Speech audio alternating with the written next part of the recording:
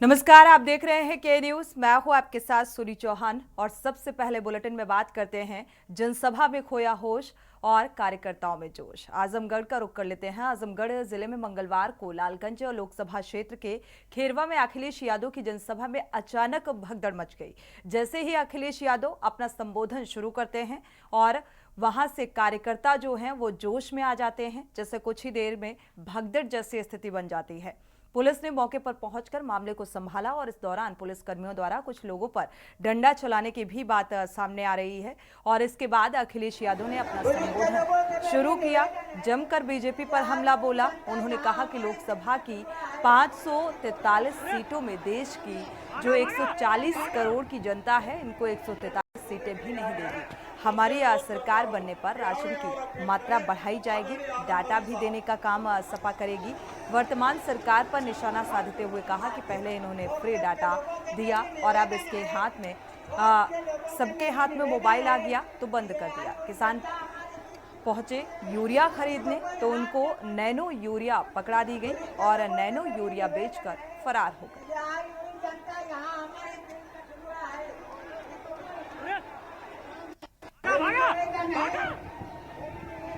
सुनने के लिए आए हैं, उनसे अनुरोध करता हूं कि आवे और अपील करें आदरणीय आजमगढ़ी साहब।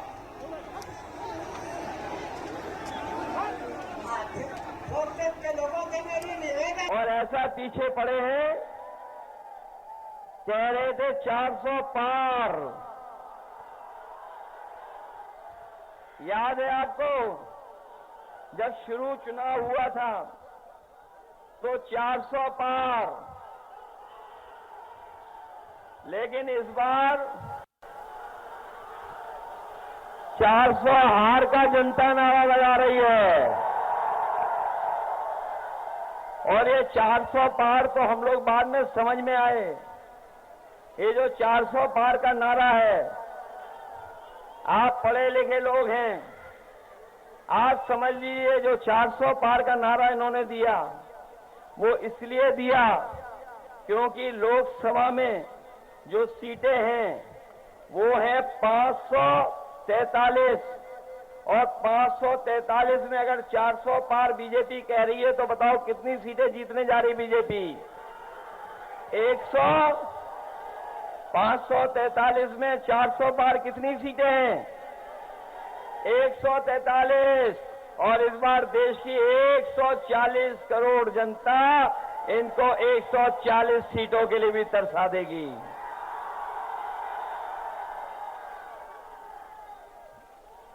इन्होंने वादा किया था हमारे किसान भाइयों को कि किसानों की आय दोगुनी हो जाएगी। बताओ, किसान भाई हैं यहाँ, खेती बाड़ी करने वाले लोग हैं, किसी की आय दोगुनी हुई हो तो बताइए। ना आय दोगुनी हुई और ना ही फसल की खरीदने के लिए कोई इंतजाम किया। पैदावार की कीमत तो दूर, लेकिन इनके कार्यकाल में लगातार लागत बढ़ती चली जा रही है। जो हमारा किसान है, गरीब है, गांव में रहने वाला, वो जानता होगा खेतीबाड़ी जब करने जा रहा है तो उसकी लागत बढ़ती चली जा रही है और जो कर्ज है वो भी बढ़ता चला जा रहा है। इधर आपने देखा होगा, सुना होगा, पढ़ा होगा कि बीजेपी की जब से सरकार आई है, इन्होंने बड़े बड़े उद्योगपतियों का, बड़े बड़े कारोबारियों का, जो मालामाल लोग हैं, उनका कर्ज माफ कर दिया। सुनने के लिए आए हैं, उनसे अनुरोध करता हूं कि आवे और अपील करें। तो फिलहाल ये आजमगढ़ की तस्वीरें जहां पर अखिलेश यादव जनसभा को संबोधित कर रहे थे और यहां पर जो जनसभा में भीड़ मौजूद थी, जो कार्यकर्ता मौजूद थे, वो इतने जोश में आ गए कि होश ही खो दिया और भगदड़ जैसी स्थिति बन गई। संदीप मिश्रा इसी खबर पर जुड़े हुए हैं। संदीप, क्या हकीकत है इस पूरे घटनाक्रम की? अगर देखा जाए जिस तरीके से ये भगदड़ मची, ये कार्यकर्ता क्या समाजवादी पार्टी के ही थे? क्योंकि यहाँ पर आजमगढ़, ये सभी को पता है, यहाँ पर अखिलेश यादव जिस तरीके से जनसभा को संबोधित कर रहे थे, एक यहाँ पर जन समर्थन नजर आया, लेकिन भगदड़ जैसी स्थिति क्यों बनी? देखिए सोनी, बिल्कुल निश्चित तौर पे अखिलेश यादव का आज आजमगढ़ दौरा था और आजमगढ़ में जनसभा को संबोधित करना था। इससे पहले की अगर हम बात करें तो फूलपुर लोकसभा सीट पर जब अखिलेश यादव पहुंचे थे तो वहां पर भी भगदड़ की स्थिति देखने को मिली थी। लेकिन अब अगर आजमगढ़ की हम बात करते हैं, जहां पर दरोगा प्रसाद सरोज जो है इस बार चुनाव लड़ रहे हैं, उनके समर्थन में आज चुनाव जनसभा को संबोधित करना था अखिलेश यादव को। हालांकि जिस तरीके से भीड़ लगातार जो है वो बढ़ती गई और लगातार जो है कार्यकर्ता उनके वहां पर एकत्र होते रहे, यानी कि कहीं ना कहीं अखिलेश यादव को लगातार जो है वहां की जनता जो है सुनना चाह रही थी। क्योंकि हम 5 चरणों की चुनाव की अगर बात करते हैं, वो 5 चुनाव संपन्न हो चुके हैं और छठे चरण की लगातार जो है समाजवादी पार्टी तैयारी कर रही है। क्योंकि माना जा रहा है कि 25 तारीख को जिस तरीके से मतदान होने हैं आजमगढ़ में, तो कहीं ना कहीं उस सीट पर पूरी तरीके से जो है समाजवादी पार्टी अपना परचम लहराना चाहती है। तो कहीं ना कहीं वहां पर भीड़ जब एकत्र हुई, उसको भीड़ को काबू करना पुलिस प्रशासन के लिए काफी मुश्किल पड़ रहा था। हालांकि उसको लेकर के उन्हें हल्का बल प्रयोग जो है वो करना पड़ा, क्योंकि जिस तरीके से पूर्व में लगातार जनता जो है अखिलेश यादव को सुनने के लिए रैली मैदान में पहुंच रहे थे और जो वहां पे जो बैरिकेडिंग लगी थी उन सभी को तोड़ दिया। क्योंकि जब अखिलेश यादव वहां पर उतरते हैं तो उनके जो समर्थक होते हैं वो अखिलेश यादव को मिलने के लिए वहां पहुंचने का प्रयास करते हैं। हालांकि जिस तरीके से पुलिस बल ने उनको अपने बल से उन्हें रोका है और रोकने के बाद से उन्हें काबू पाया गया, तब जाकर के कहीं अखिलेश यादव अपने भाषण जो है वो दे सकें।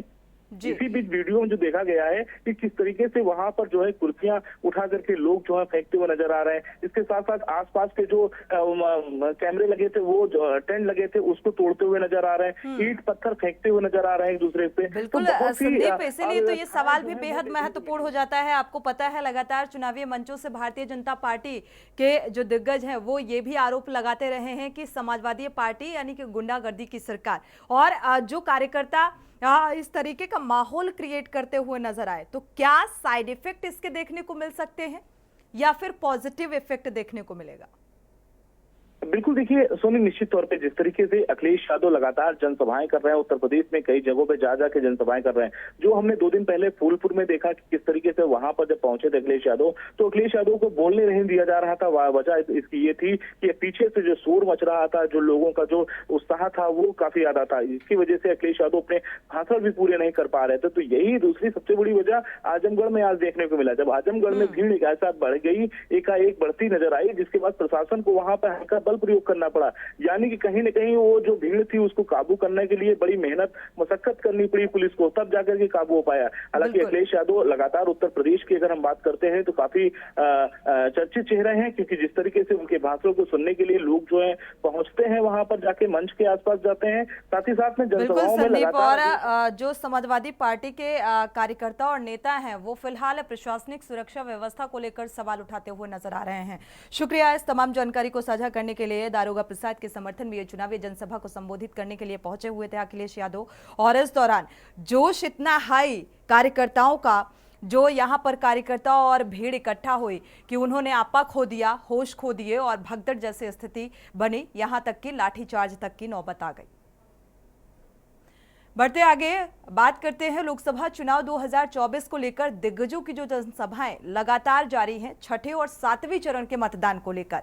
एक और जहां मंच पर एक साथ राहुल और अखिलेश यादव ने रोड शो किया और जनसभाएं की, वहीं अब कांग्रेस पार्टी की महासचिव प्रियंका गांधी और समाजवादी पार्टी की सांसद डिंपल यादव 25 मई को बनारस में रोड शो करेंगे। और इसके उनके आगमन को लेकर पार्टी की तरफ से तैयारियां जो है शुरू कर दी गई हैं। 25 मई को प्रियंका गांधी और डिंपल यादव एक साथ बनारस में रोड शो करेंगे। बाबा विश्वनाथ का दर्शन और उसके बाद दोनों लोग संत रविदास मंदिर जाएंगे। रोड शो की शुरुआत महामना की प्रतिमा पर माल्यार्पण के बाद होगी।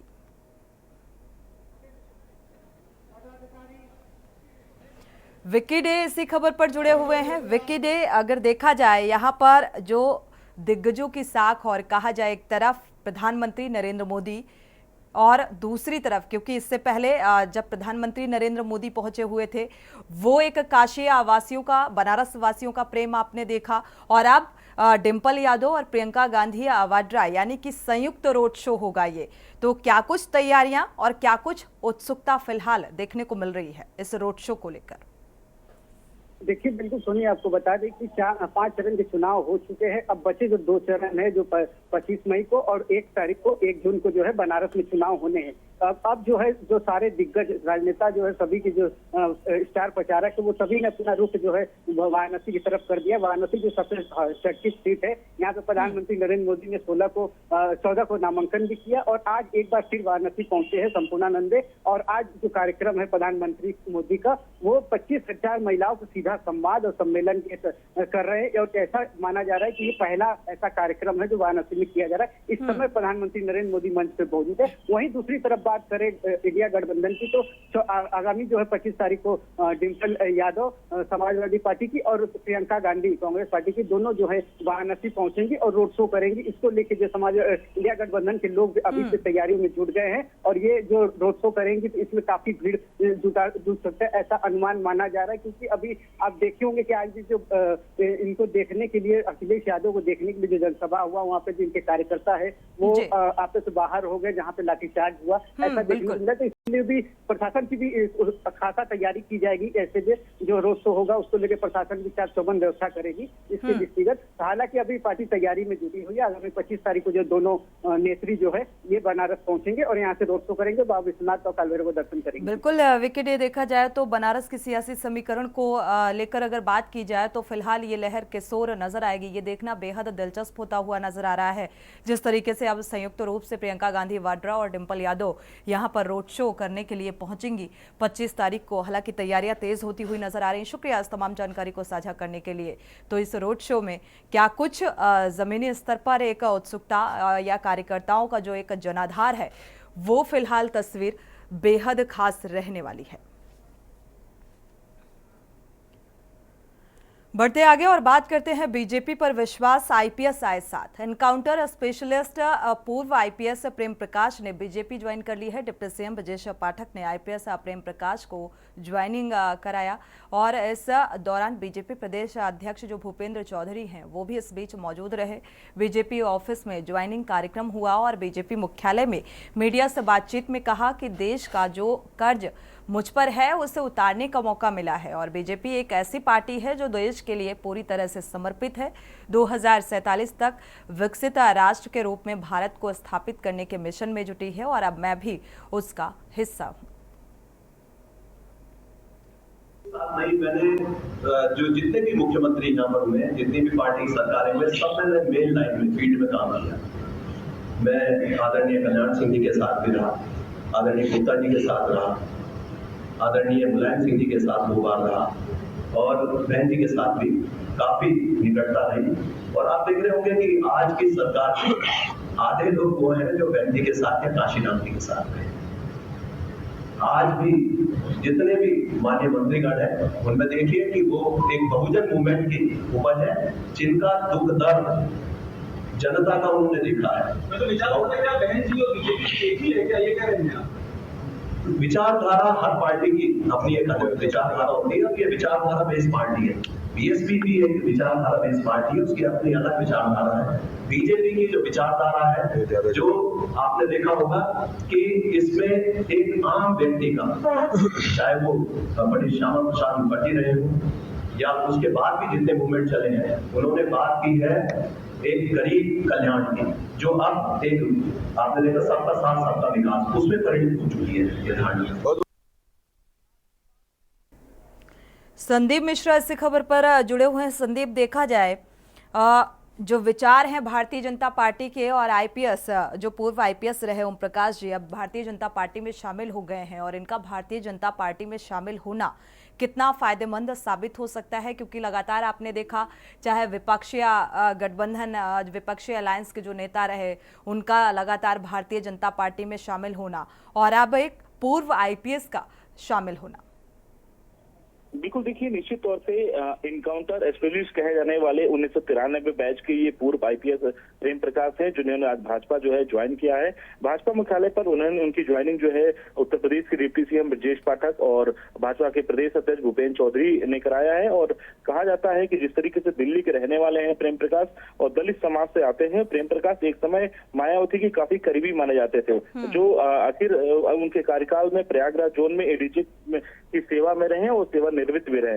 हालांकि जिस तरीके से भाजपा की आज उन्होंने ज्वाइनिंग कराई है, भाजपा मुख्यालय पर पहुंचकर उन्होंने साफ तौर पे कहा है कि देश को जो कर्ज मुझ पर है उसको उतारना है, उसका मौका मुझे मिला है। भाजपा में एक ऐसी पार्टी है जो देश के लिए पूरी तरीके से समर्पित है। 2047 की अगर विकसित राष्ट्र के रूप में भारत को स्थापित के लिए मिशन में जुटी हुई है और अब मैं इसका हिस्सा हूं, ये बड़ी बात कहते हुए नजर आए। लेकिन जिस तरीके से प्रेम प्रकाश जो कि पूर्व आईपीएस हैं और उन्होंने आज भारतीय जनता पार्टी का दामन थामा है। इसके साथ ही साथ डिप्टी सीएम ब्रजेश पाठक ने भी कहा है कि 2 चरणों के चुनाव बचे हुए हैं। उम्मीद है कि प्रेम प्रकाश इसमें बड़ा सहयोग करते हुए नजर आएंगे, क्योंकि एक दलित वोट बैंक जो है वो उनके पास में है। क्योंकि जिस तरीके से लगातार वो अपने यूट्यूब चैनल पर अपने जानने वालों को जिस तरीके से संदेश देते हैं, कहीं ना कहीं दलित vote bank Bharatiya Janata party खींचना चाह रही है। क्योंकि भारतीय जनता पार्टी इस लोकसभा चुनाव के साथ साथ 2027 के होने वाले विधानसभा चुनाव में भी तैयारी में अब तक जुट चुकी है। यानी कहीं ना कहीं भारतीय जनता पार्टी अपने गढ़ को मजबूत कर रही है। 5 चरणों के उत्तर प्रदेश में लोकसभा के चुनाव संपन्न हो चुके हैं। छठे चरण की भारतीय जनता पार्टी पूरी तरीके से तैयारी कर रही है और उसी की तर्ज पर लगातार भारतीय जनता पार्टी में ज्वाइनिंग का जो दौर है वो भी लगातार जारी है। जी शुक्रिया इस तमाम जानकारी को साझा करने के लिए। तो फिलहाल अब पूर्व आईपीएस जो ओम प्रकाश जी हैं, उन्होंने भारतीय जनता पार्टी का दामन थामा है और बखूबी आईपीएस रहते हुए भी जिम्मेदारी को निभाया। अब आगे क्या राजनीति का ये जो सफर रहेगा वो फिलहाल कितना फायदेमंद भारतीय जनता पार्टी के लिए रहेगा, ये फिलहाल देखना होगा। बढ़ते आगे और बात करते हैं ममता पर बदजुबानी और आयोग की चेतावनी की। पश्चिम बंगाल की मुख्यमंत्री ममता बनर्जी पर आपत्तिजनक टिप्पणी करने के मामले में चुनाव आयोग ने बीजेपी उम्मीदवार जस्टिस अभिजीत गंगोपाध्याय की कड़ी निंदा की है। और आपको बता दें कि चुनाव आयोग ने बीजेपी उम्मीदवार पर 21 मई को शाम के 5 बजे से लेकर अगले 24 घंटे तक चुनाव प्रचार पर रोक लगा दी है। और आयोग ने बीजेपी नेता को आदर्श आचार संहिता के तहत अपने सार्वजनिक बयानों में सावधानी बरतने की चेतावनी दी है। दरअसल चूना हल्दिया में 15 मई को एक सार्वजनिक सभा को संबोधित करते समय बीजेपी उम्मीदवार गंगोपाध्याय ने मुख्यमंत्री ममता बनर्जी के खिलाफ अमर्यादित टिप्पणी की थी। टीएमसी ने चुनाव आयोग को शिकायत देकर कार्रवाई की मांग की थी और उनके बयान पर तृणमूल और कांग्रेस ने आलोचना भी की थी। चुनाव आयोग ने गंगोपाध्याय को कारण बताओ नोटिस थमाया है।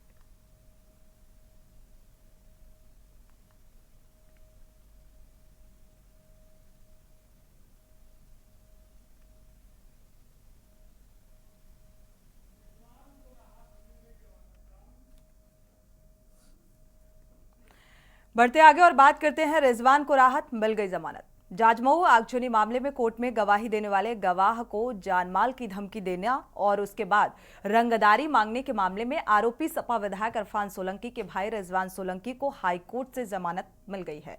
जाजमऊ कॉलोनी में 7 नवंबर 2022 को नजीर फातिमा के घर पर आग लग गई थी और इस मामले में इरफान सोलंकी, उनके भाई रिजवान सोलंकी, शौकत अली, मोहम्मद शरीफ और इसराइल आटेवाले के खिलाफ मुकदमे की सुनवाई एमपीएमएलए सेशन कोर्ट में चल रही है। और इस मुकदमे में गवाह विष्णु कुमार सैनी ने आरोपियों के खिलाफ गवाही दी थी और इस पर एक दिन जेल से पेशी पर कोर्ट पहुंचे रिजवान और शौकत अली ने गवाह विष्णु कुमार सैनी को रोका और धमकाया था। उससे रंगदारी भी मांगी गई थी।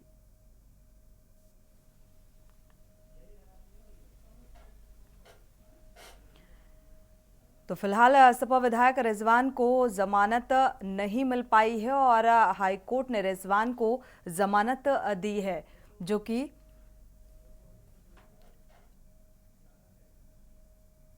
क्योंकि जो मामला है रंगदारी का है।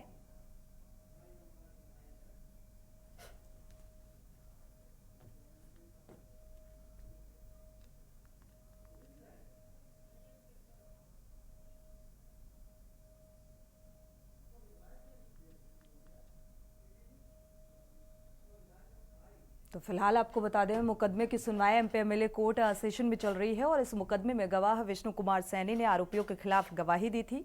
इस पर एक दिन जेल से पेशी पर कोर्ट पहुंचे रिजवान और शौकत अली ने गवाह विष्णु कुमार सैनी को भी रोका और धमकाया। रंगदारी भी इनसे मांगी गई थी।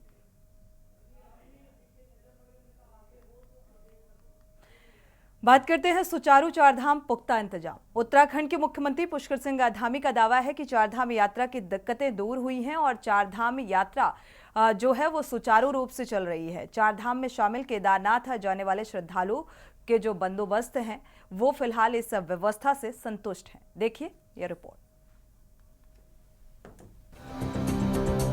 उत्तराखंड के मुख्यमंत्री पुष्कर सिंह धामी ने सोमवार को कहा कि चारधाम यात्रा सुचारू रूप से चल रही है। श्रद्धालुओं को होने वाली शुरुआती दिक्कतें दूर हो गई हैं।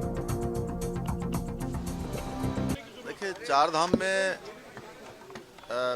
अत्यधिक पूरे देश के लोगों का आना हो रहा है। श्रद्धालु तीर्थयात्री बड़ी संख्या में आ रहे हैं और अभी चारधाम यात्रा पूरी तरह से व्यवस्थित हो गई है। लेकिन जरूर है कि पिछले सालों की तुलना में ये जो आने वाले श्रद्धालु हैं वो दुगने से भी ज़्यादा हैं। तो हमारा प्रयास है कि जो लोग यहाँ पहुँच गए हैं, जैसे ही वहाँ ऊपर व्यवस्था बनती है तो उनके भी दर्शन करवाए जा रहे हैं। चारधाम में शामिल केदारनाथ जाने वाले श्रद्धालु बंदोबस्त से संतुष्ट थे।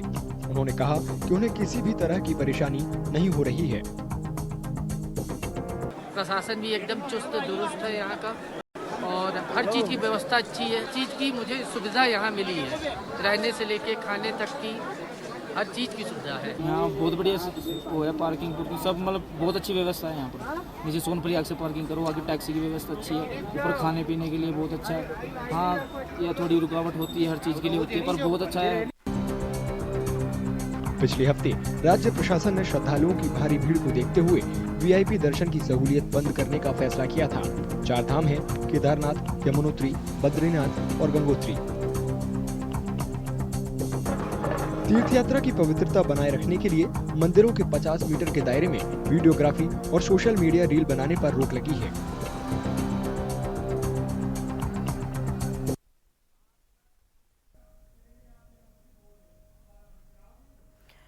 वाराणसी का रुख कर लेते हैं, जहां पर प्रधानमंत्री नरेंद्र मोदी क्या कुछ कह रहे हैं, सुनाते हैं।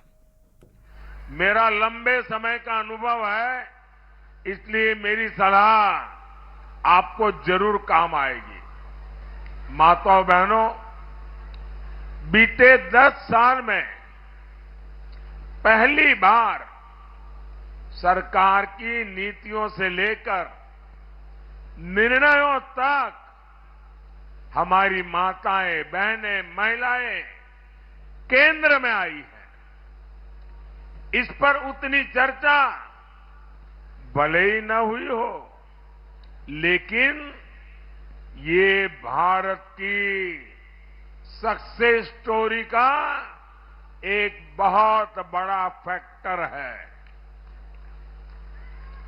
आप बताइए, जब घर आपके बिना नहीं चलता तो देश आपके बिना कैसे चल जाता।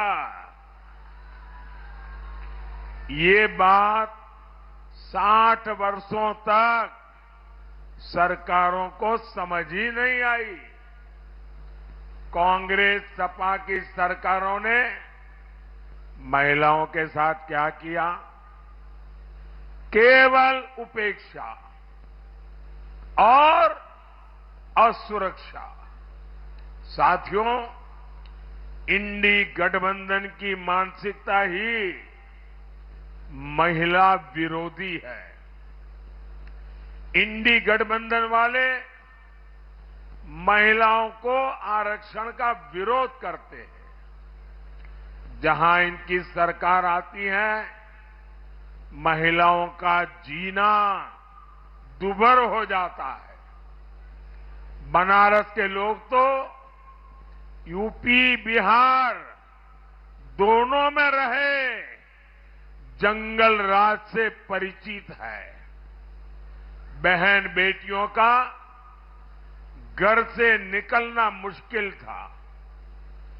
बेटियों को सुरक्षा के डर से पढ़ाई छोड़कर घर पर बैठना पड़ता था। और सपा वाले कहते थे और बेशर्मी से कहते थे, लड़के हैं, लड़कों से तो गलती हो जाती है। आज सपा के लड़के जरा गलती करके दिखाएं, योगी जी की सरकार उनका वो हाल करेगी जो उन्होंने सोचा भी नहीं होगा। माताओं बहनों, पहली बार केंद्र में ऐसी सरकार आई है जिसने महिलाओं के सम्मान की चिंता की, उन्हें इज्जत घर दिए। इसके लिए मजाक उड़ाते कि मोदी टॉयलेट करता रहता है, टॉयलेट बनाने में लगा है। 11 करोड़ टॉयलेट बनाए हैं। मेरी करोड़ों करोड़ों माताओं का मैंने इज्जत घर बनाया है। लेकिन मुझे पता था मेरी बहन बेटियों के लिए इसकी कितनी बड़ी जरूरत थी। मोदी ने गरीब से गरीब महिलाओं के लिए बैंक खाते खुलवाए और वो भी 1 रुपये के खर्च के बिना, ताकि उन्हें जो भी पैसा मिले वो सुरक्षित रह सके। मोदी ने करोड़ों पीएम आवास, 4 करोड़ से ज्यादा घर बनाए, लेकिन उसकी रजिस्ट्री महिलाओं के नाम पर करवाई ताकि करोड़ों माताएं घर की मालकिन बनी है। अब महिलाएं भी संपत्ति की मालकिन बन रही है। ये बस योजनाएं नहीं थी, इससे नारी शक्ति को नया आत्मविश्वास मिला। आप देख रहे हैं के न्यूज़, खबरों का सारथी।